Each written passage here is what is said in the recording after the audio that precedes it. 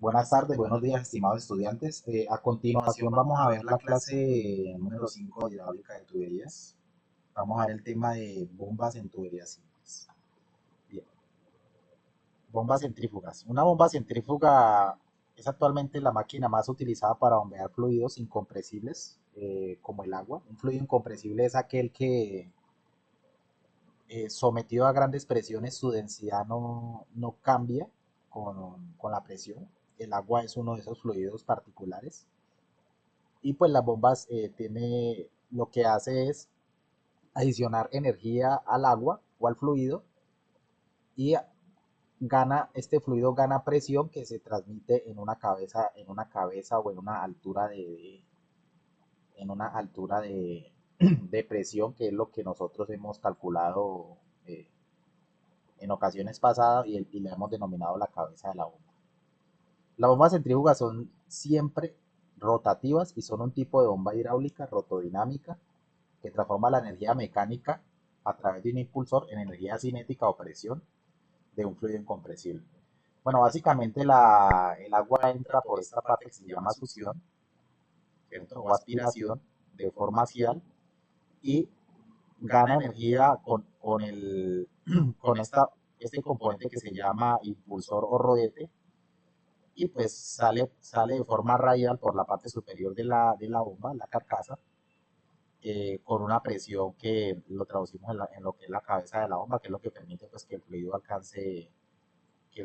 alcance la altura o supere las pérdidas por fricción o por accesorios que el sistema requiera.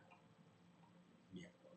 Las bombas centrífugas son de flujo radial, el agua entra de forma axial como se indicó, y sale impulsado en dirección radial pues por la parte superior de la carcasa. A continuación muestro un video de cómo opera la bomba. ¿Cómo funciona una bomba centrífuga? Una bomba centrífuga es una bomba de aletas en la que el fluido se mueve a través de un impulsor desde el centro hasta la periferia. El líquido se mueve por las fuerzas de la inercia. ¿De qué elementos consta una bomba centrífuga? La carcasa de la bomba, que contiene una cámara en forma de espiral, un tubo que se ensancha. El impulsor, que está instalado dentro de la carcasa, sobre un eje. El eje está conectado a un motor, el cual hace girar el eje. Con el giro del eje, el impulsor también gira. A la salida de la bomba se encuentra un tubo con forma de cono, es decir, un difusor. El impulsor es el elemento principal de una bomba centrífuga. Es el elemento que actúa sobre el líquido y lo hace moverse. El impulsor incluye el buje del impulsor, el disco de conducción, los álabes o aletas, la llanta, la tuerca del impulsor.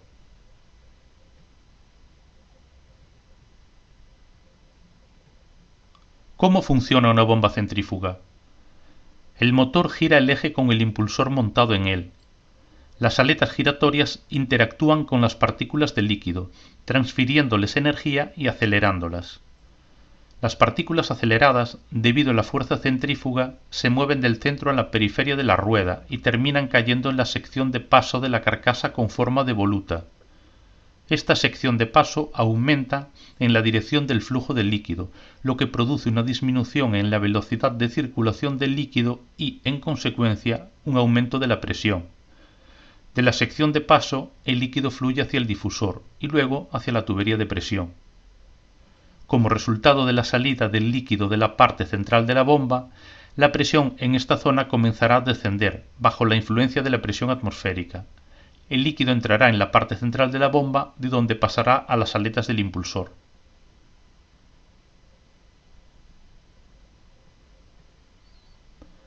Las bombas multietapa también funcionan según este principio, solo que el líquido dispersado no fluye hacia la tubería de presión, sino hacia la entrada de una siguiente etapa. A la salida de la última etapa, el líquido fluye hacia el difusor.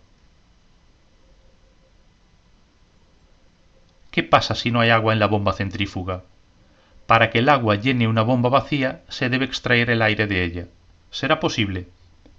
El impulsor acelera las partículas de líquido y éstas se mueven bajo la acción de las fuerzas de la inercia, y la inercia depende de la masa. Las partículas del aire son mucho más ligeras que las del agua. El impulsor no podrá bombear el aire de la bomba debido a que es demasiado ligero y, en consecuencia, su inercia será demasiado baja. Si no se puede extraer el aire de la bomba, el agua tampoco la llenará. Por lo tanto, la bomba centrífuga debe llenarse con agua antes de ser encendida. Para evitar que el agua se escape cuando se apaga la bomba, se debe instalar una válvula de retención en el sistema.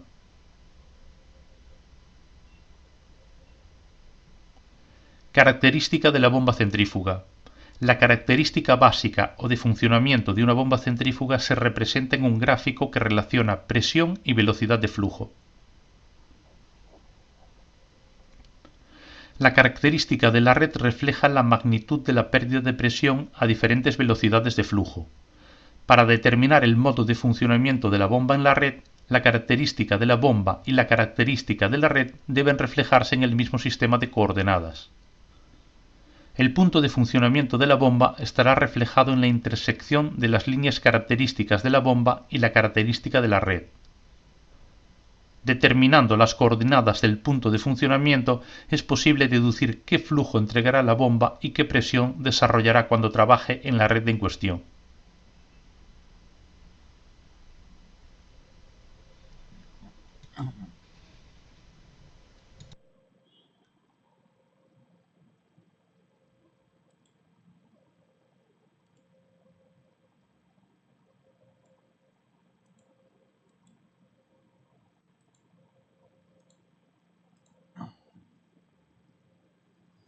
Bueno, muy bien. Así funciona una bomba centrífuga. Básicamente lo que hace es elevar la presión del fluido y pues esa presión es la que aprovecharemos para impulsar el agua eh, pues para mm, para lo que lo necesitemos.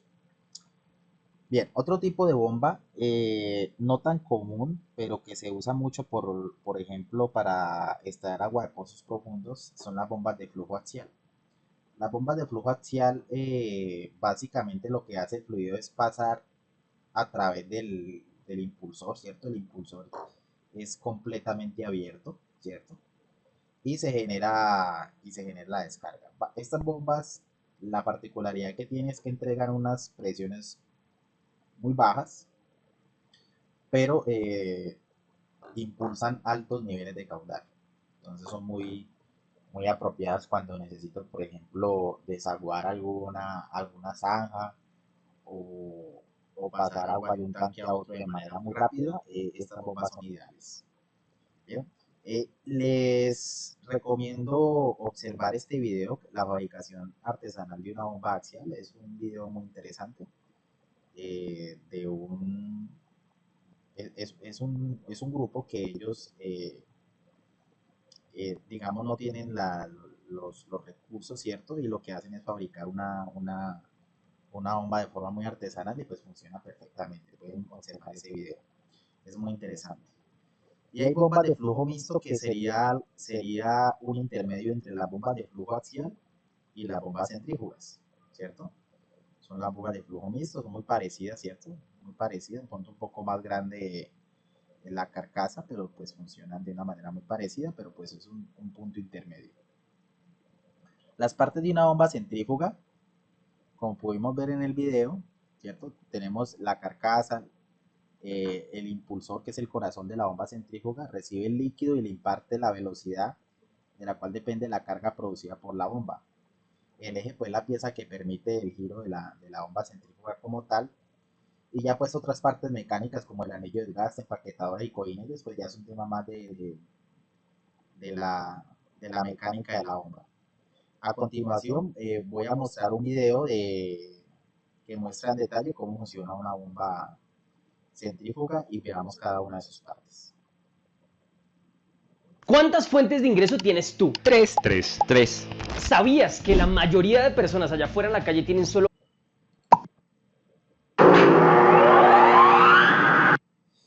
Hola a todos, soy Paul de EngineeringMindset.com. En este vídeo vamos a ver las bombas centrífugas para entender cómo funcionan, los diferentes tipos y dónde las usamos. Pueden obtener más información sobre las bombas centrífugas, comprar piezas y accesorios o hablar con expertos en las principales marcas de bombas como Bell & Gossett, Taco y otras visitando statesupply.com, que ha patrocinado amablemente este vídeo. Simplemente haga clic en el enlace de la descripción del vídeo que aparece en la parte inferior para obtener más información. Las bombas centrífugas vienen en diferentes formas, colores y tamaños, pero suelen tener un aspecto parecido a este. Las bombas consisten en dos partes principales, la bomba y el motor. El motor es un motor de inducción eléctrica que nos permite convertir la energía eléctrica en energía mecánica. Esta energía mecánica se utiliza para impulsar la bomba y mover el agua. La bomba succiona el agua a través de la entrada y la empuja hacia afuera a través de la salida. Al desmontar el equipo podemos ver que tenemos un ventilador y una carcasa protectora montada en la parte posterior del motor eléctrico. Luego, dentro del motor tenemos el estator. El estator sostiene las bobinas de cobre y vamos a ver eso en detalle un poco más adelante en este vídeo. Junto a esto tenemos el rotor y el eje. El rotor gira y mientras gira también lo hace el eje. El eje corre a lo largo de todo el motor y dentro de la bomba. Esto entonces se conecta al impulsor de la bomba. Algunos modelos de bombas centrífugas como esta tendrán un eje separado para la bomba y el motor. Los ejes separados se unen mediante una conexión conocida como acoplamiento. Las bombas acopladas normalmente tendrán una caja de rodamientos que, como su nombre indica, alberga los rodamientos. El eje continúa dentro de la carcasa de la bomba. Al entrar en la carcasa pasa por una empaquetadura, un empaque y el retén que se combinan para formar un sello. El eje se conecta entonces al impulsor. El impulsor transmite la fuerza centrífuga al fluido que nos permite mover líquidos como el agua a través de una tubería. El impulsor está cerrado con la carcasa de la bomba. La carcasa contiene y dirige el flujo de agua a medida que el impulsor la recoge y la empuja hacia afuera. Por lo tanto, tenemos una entrada de succión y una salida de descarga. En la parte trasera del motor eléctrico vemos el ventilador que está conectado al eje. Cuando el motor gira el eje, el ventilador también girará. El ventilador se utiliza para enfriar el motor eléctrico y soplar aire del ambiente sobre la cubierta para disipar el calor no deseado. Si el motor se calienta demasiado, el aislamiento de las bobinas del interior del motor se derretirá, provocando un cortocircuito en el motor y destruyéndose a sí mismo. Las pestañas en el perímetro exterior de la carcasa aumentan la superficie de la misma, lo que nos permite eliminar más calor no deseado. El motor eléctrico viene en una configuración trifásica o monofásica dependiendo de la aplicación. Vamos a ver la trifásica, ya que es la más común. Dentro del motor de inducción trifásico tenemos tres bobinas separadas que se enrollan alrededor del estator. Cada conjunto de bobinas está conectado a una fase diferente para producir un campo magnético rotativo. Cuando pasamos CA o corriente alterna a través de cada bobina, la bobina producirá un campo electromagnético que cambia de intensidad y polaridad a medida que los electrones que pasan por ella cambian de dirección entre adelante y atrás. Pero si conectamos cada bobina a una fase diferente, entonces los electrones cambiarán de dirección entre adelante y atrás en un momento diferente comparado con las otras fases. Esto significa que el campo magnético de cada bobina cambia de intensidad y de polaridad en un momento diferente comparado con las otras fases. Para distribuir este campo magnético, rotamos las bobinas 120 grados de la fase anterior y las colocamos en el estator de la carcasa del motor. Esto creará el efecto de un campo magnético giratorio. En el centro del estator colocamos el rotor y el eje. El rotor se verá afectado por el campo magnético rotativo y lo obligará a girar también. El rotor está conectado al eje y el eje va desde el ventilador a través del rotor hasta el impulsor. De esta manera, cuando el rotor gire también lo hará el impulsor, así que ahora, creando el campo magnético rotativo dentro del motor, hacemos girar el rotor que hace girar el eje y este hace girar el impulsor. Mirando la carcasa de la bomba encontramos un canal para que el agua fluya a lo largo del cual se llama voluta. Esta voluta gira alrededor del perímetro de la carcasa hasta la salida de la bomba. Este canal aumenta de diámetro a medida que se dirige a la salida. El eje pasa a través de los sellos y dentro de la carcasa de la bomba donde se conecta el impulsor. Hay muchos tipos de impulsores, pero la mayoría tendrán estas curvas hacia atrás que estarán abiertas, semiabiertas o cerradas con algunas cubiertas. Estas líneas curvadas hacia atrás no empujan el agua. Las curvas giran con el borde exterior moviéndose en la dirección de la voluta en expansión. Estas líneas proporcionarán al fluido un camino suave para que fluya. Veremos eso un poco más adelante en este vídeo. El impulsor está sumergido en agua. Cuando el impulsor gira, el agua dentro del impulsor también gira. Al girar el agua, el líquido es empujado radialmente en todas las direcciones hasta el borde del impulsor y dentro de la voluta. A medida que el agua se mueve hacia afuera del impulsor, crea una región de baja presión que trae más agua a través de la entrada de succión. El agua entra en el orificio del impulsor y queda atrapada allí entre las aspas. A medida que el impulsor gira, imparte energía cinética o velocidad al agua. Para cuando el agua alcance el borde del impulsor, ha alcanzado una velocidad muy alta.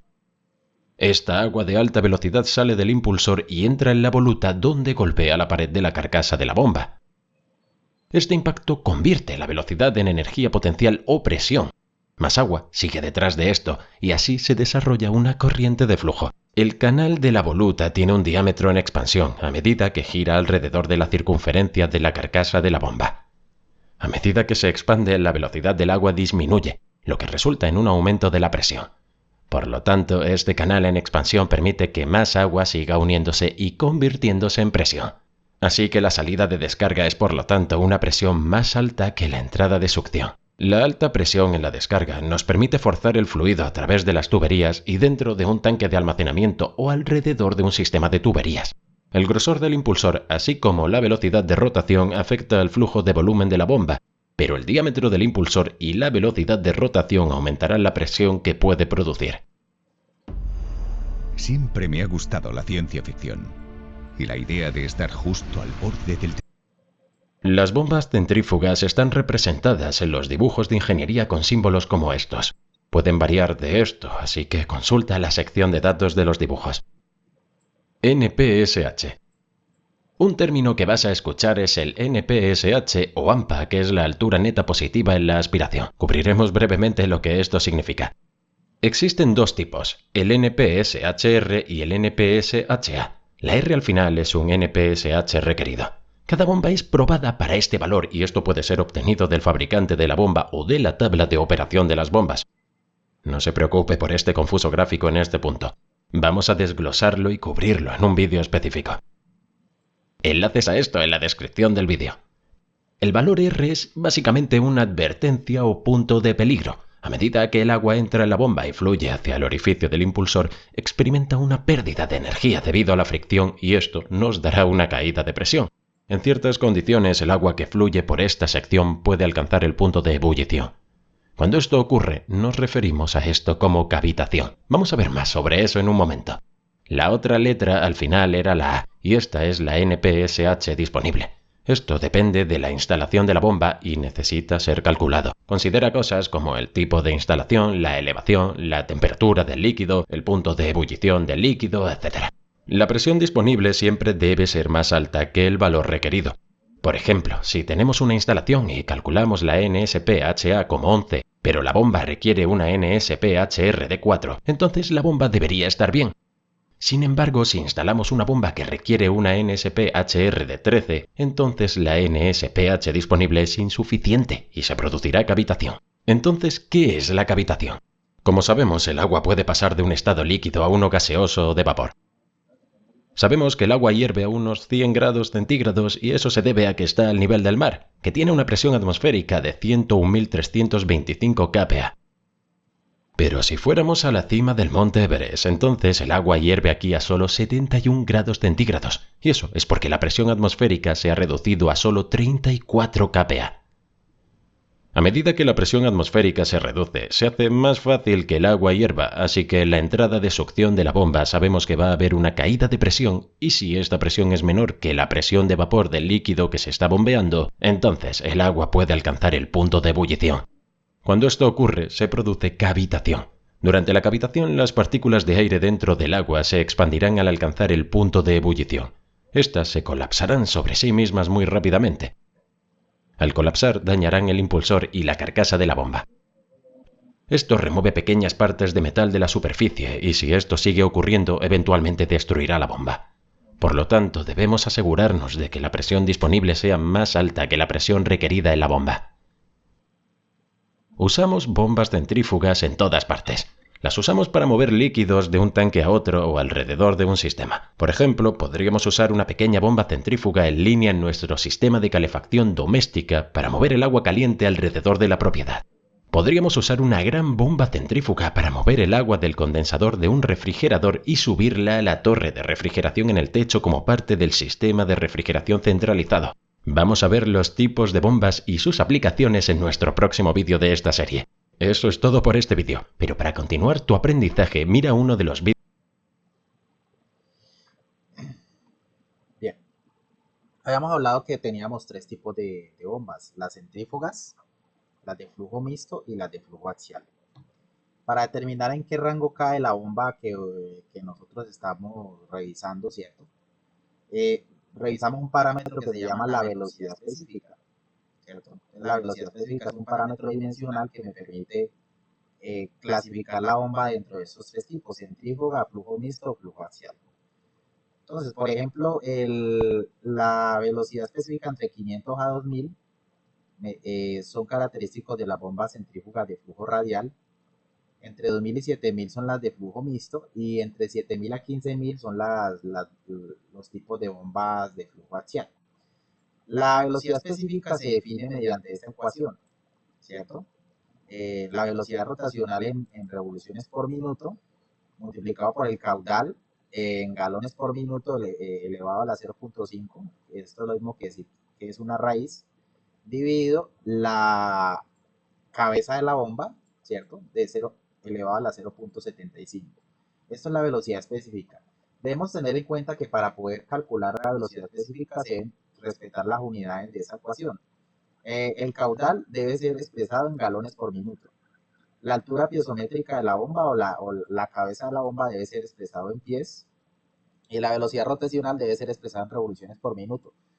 Si usted tiene estos datos en el sistema internacional, debe obligatoriamente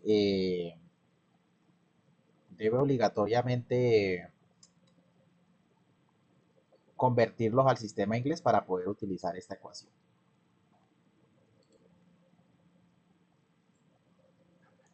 Bien, recordemos el concepto de la cabeza de la bomba. Tenemos un sistema, ¿cierto? Necesito llevar agua al tanque de succión, a este tanque elevado que tenemos acá. Ellos están separados por una distancia total entre ellos, que es una distancia vertical, ¿cierto? O una diferencia de alturas que lo vamos a denominar HT.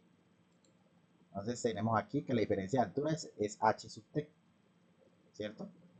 Y la bomba debe suministrar, además de esta altura, debe superar las pérdidas por fricción, ¿cierto?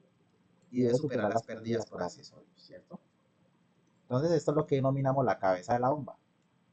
Esto incluso se preguntó en su momento, la cabeza de la bomba entonces va a ser igual a la diferencia de niveles de los dos tanques, más las pérdidas por fricción, más las pérdidas por accesorios. ¿Por qué le pongo sumatoria? Pues porque aquí en estas tuberías pueden haber de varios diámetros, de diferentes tipos. Este sistema que aquí parece sencillo, en la realidad puede tener muchas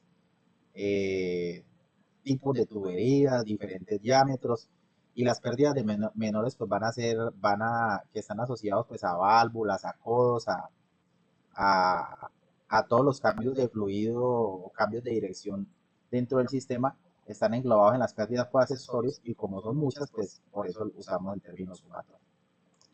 Obviamente nosotros en clase pues hicimos una parte muy fácil, un ejemplo muy fácil, pero en la vida real pues usted se va a encontrar un sistema de tuberías mucho más complejo. Bien. Entonces cuando nosotros compramos una bomba, cuando nosotros vamos a un almacén y compramos una bomba, nos van a entregar un gráfico así parecido. Y este gráfico, básicamente, ¿qué le entrega a uno? Le entrega a uno esta curva que se llama la curva de la bomba, ¿cierto? Y le entrega esta otra curva, que es la curva de eficiencia de la bomba. Esta es la curva de eficiencia de la bomba, ¿cierto? Entonces nos entrega esta curva.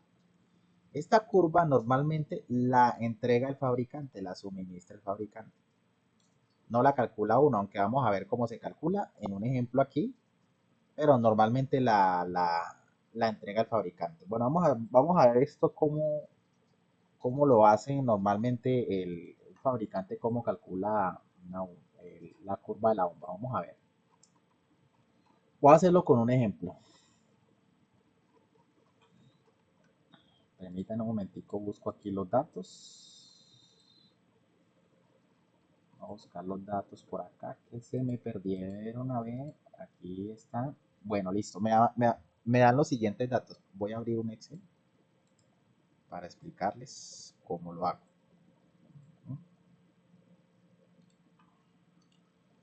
Bien. Entonces, tengo una bomba unos datos de una bomba que un fabricante me suministra y él me va a entregar el caudal en litros por segundo y me va a entregar la altura en metros o la cabeza de la bomba, ¿no? Para cada uno de esos caudales. Muy bien.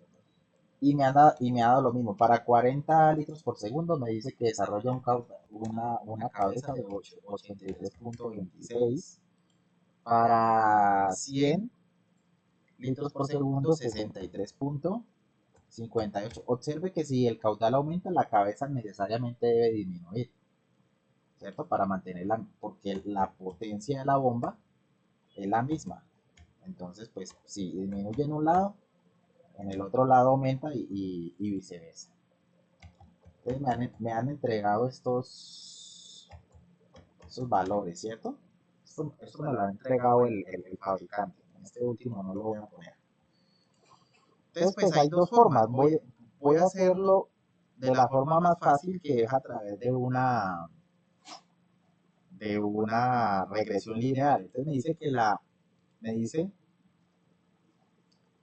por la teoría que la curva de una bomba, o sea, la cabeza de una bomba que está en función del caudal,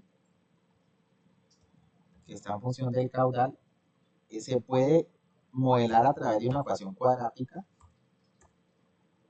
Aquí como molestando, a ver esto, a ver,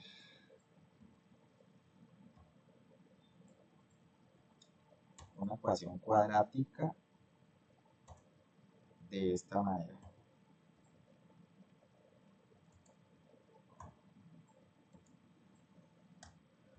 Es una ecuación cuadrática, ¿cierto?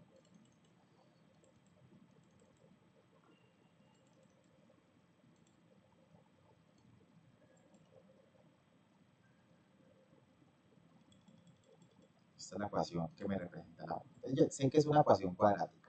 Voy aquí a graficar esto. Voy a graficarlo de esta manera, ¿cierto? Ahí la tengo. Pues obviamente yo sé que el eje X representa el caudal en litros por segundo y el eje Y sería la cabeza de la bomba, que en esta oportunidad la estamos llamando HM. Y esto está dado en metros. Entonces observo que aquí ya tengo una curva de la bomba, ¿cierto? Con esos datos que me suministró el fabricante. Incluso yo puedo ir más allá. Puedo decirle, vea, yo quiero eh, que me diga cuál es la línea de tendencia.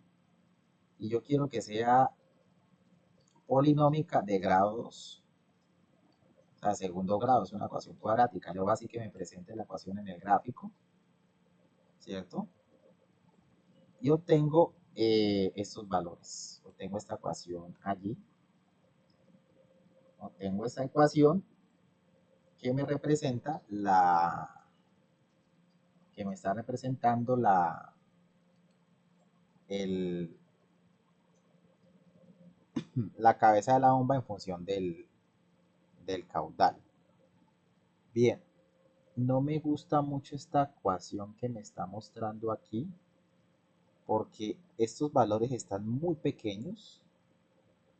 Estos valores están muy pequeños y esto me puede generar problemas a futuro. Entonces vamos a hacerlo de la siguiente manera. A ver,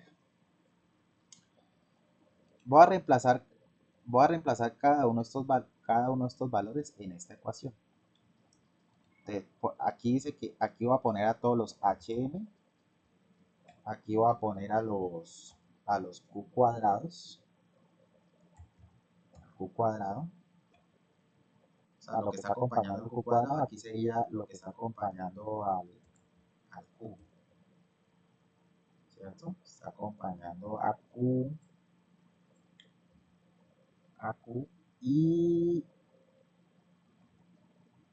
y la C, pues que no tengo un valor, entonces pues lo voy a dejar así simplemente. Entonces voy a ponerlo así, A, B y C. Bien. Entonces para el HM dice que para una altura de 83.26 tengo que el Q cuadrado que está multiplicando esa A sería que vamos a ponerlo todo en metros. Bueno, ya vi el error de por qué la curva no me la está haciendo. Vamos a ponerlo en metros. Vamos a poner todo esto en metros por segundo y yo creo que ya cuadramos el problema.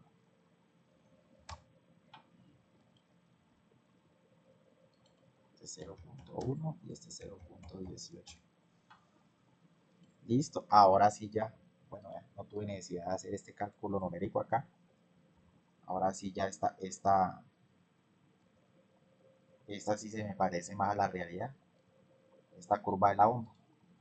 Entonces, puedo observar a través de la curva que me está mostrando allí, ¿cierto? Voy a copiar esta ecuación por acá. Me dice que es igual a menos 2345.5 Q cuadrado por B 0.375 más C, que es 87 prácticamente. Esta sería la curva de la bomba que me está planteando el sistema.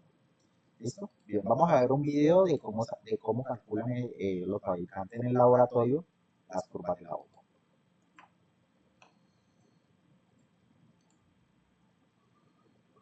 Eso lo tengo por acá.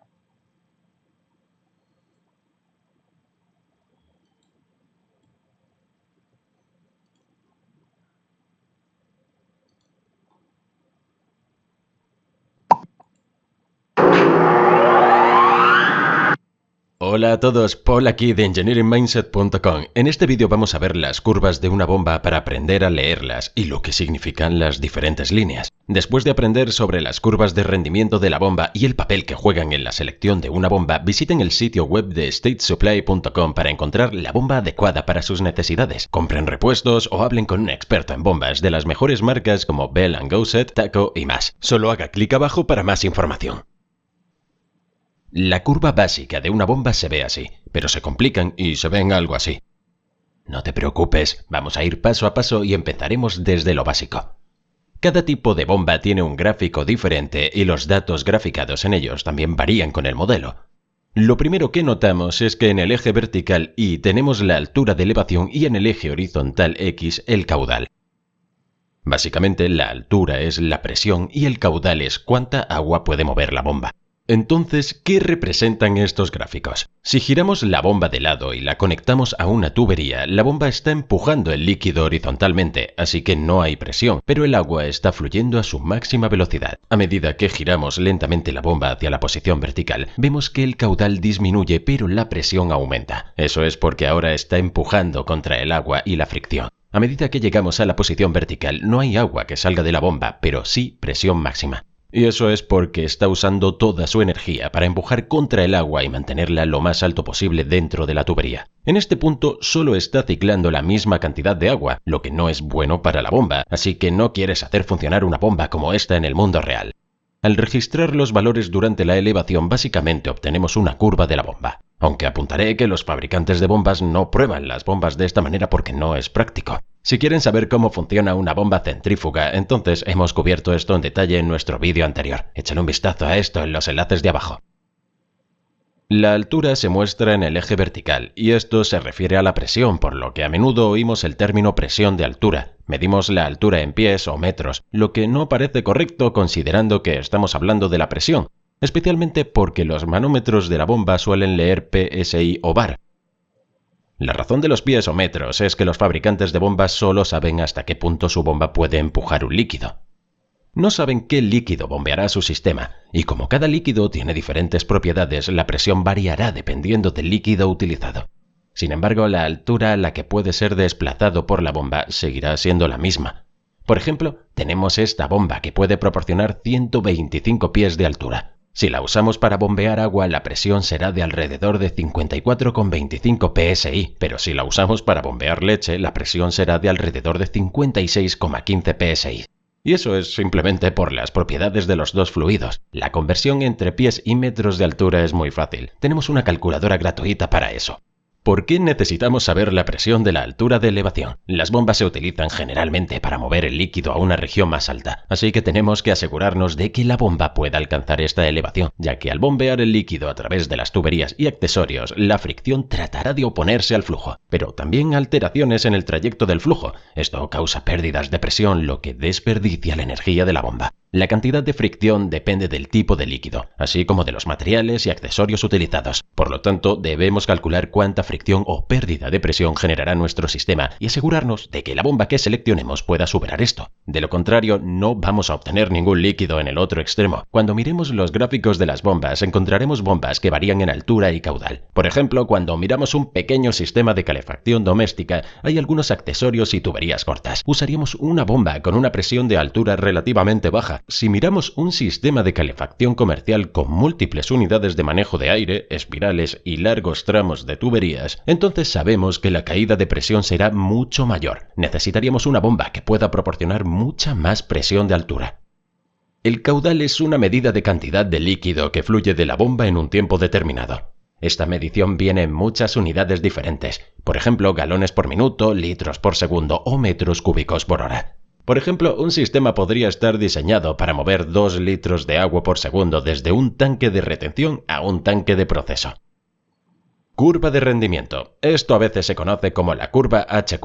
H representa la altura y Q que representa el caudal. El fabricante probará cada bomba para obtener los datos de rendimiento y luego los representará en el gráfico. Esto representará todas las configuraciones posibles entre el caudal y la presión de la altura, y lo usamos para comprobar si una bomba se ajusta a nuestros requerimientos.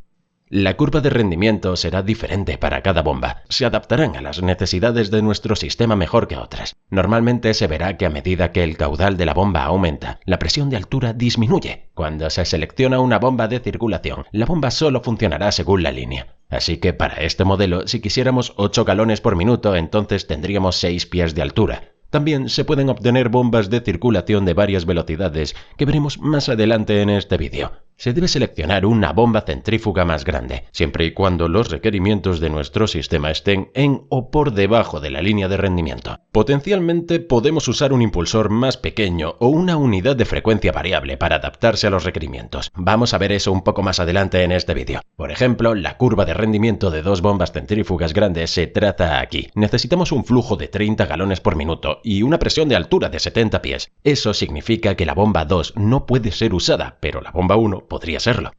Tamaño del impulsor. Con las bombas centrífugas a menudo podemos cambiar el tamaño del impulsor, el diámetro de este cambiará la cantidad de agua que pueda moverse.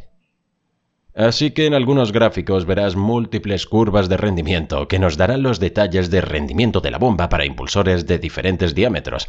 Por ejemplo, 30 galones por minuto para un impulsor de 4,5 pulgadas nos da alrededor de 13 pies de altura. Pero si usamos el impulsor de 5,5 pulgadas, entonces obtendríamos alrededor de 22,5 pies de altura. En algunos casos, el caudal y la presión de altura requeridos pueden caer entre las dos líneas de diámetro del impulsor. En tales casos, a menudo podemos reducir el impulsor al tamaño requerido para obtener una mejor compatibilidad. Debería pedir al fabricante de la bomba o al especialista en bombas que realice este servicio, aunque entonces habría que calcular el rendimiento de la bomba. Solo haga clic abajo para más información.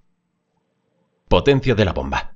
Como sabemos, las bombas requieren de energía mecánica para hacer girar el rotor del eje y finalmente mover el agua. Los fabricantes de bombas normalmente proporcionan un gráfico que muestra la potencia requerida. En las unidades imperiales usamos la potencia al freno y en el sistema métrico usamos los kilovatios. Con este gráfico vemos la potencia al freno trazada en varios intervalos. Como pueden ver, a medida que el flujo aumenta, también lo hace el requerimiento de potencia.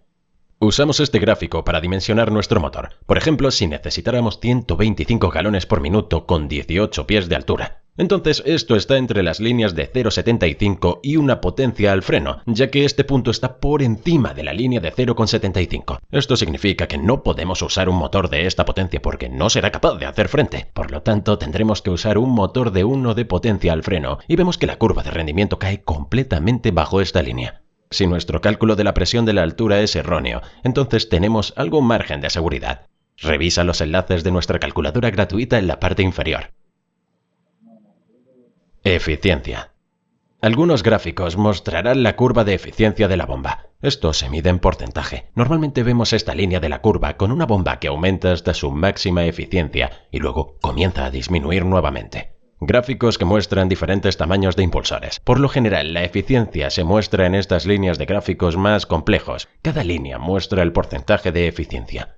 En ambos gráficos se puede ver que la eficiencia varía dependiendo de cómo se opera la bomba. En los gráficos de múltiples tamaños de impulsores, vemos que la eficiencia disminuye a medida que el tamaño del impulsor también disminuye, y eso se debe a que la brecha entre el impulsor y la carcasa de la bomba aumenta, y eso permitirá que el agua recircule en esta región, y por lo tanto, desperdicie energía. La eficiencia es la relación o comparación entre la cantidad de energía que entra en la bomba contra la cantidad de energía que sale de la bomba. Así que lo ideal es que esto sea lo más cercano posible al pico para un rendimiento óptimo. La bomba siempre perderá algo de potencia cuando se convierta y transmita esta energía eléctrica en energía mecánica. Y esta se perderá a través del acoplamiento, los cojinetes, el eje, el ventilador de enfriamiento, etc. Por ejemplo, en este gráfico podemos ver que si la bomba proporcionara 125 galones por minuto a 25 pies de altura, entonces funcionaría con un 67% de eficiencia, lo cual no es muy bueno. Si la misma bomba funcionara a 30 pies de altura para 138 galones por minuto, entonces funcionaría a su máximo rendimiento del 73%, lo que es mucho mejor.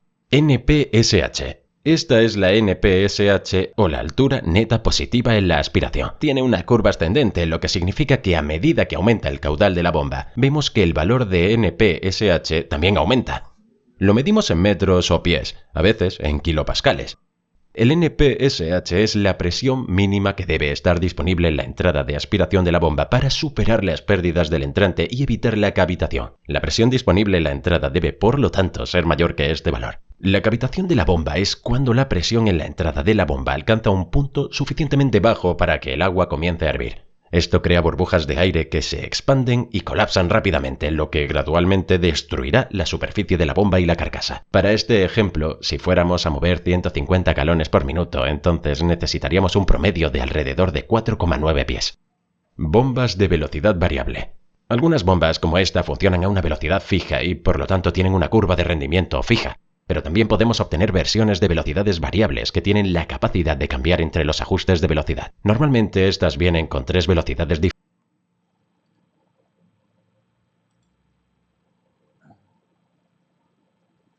Bueno, muy bien. Aquí en este enlace que les muestro al final, pueden tener acceso al, al conversor de unidades que el amigo del video está comentando. Bueno, muy bien. Voy a parar este video en este punto para pasar al siguiente tema sobre el cálculo del NPSH.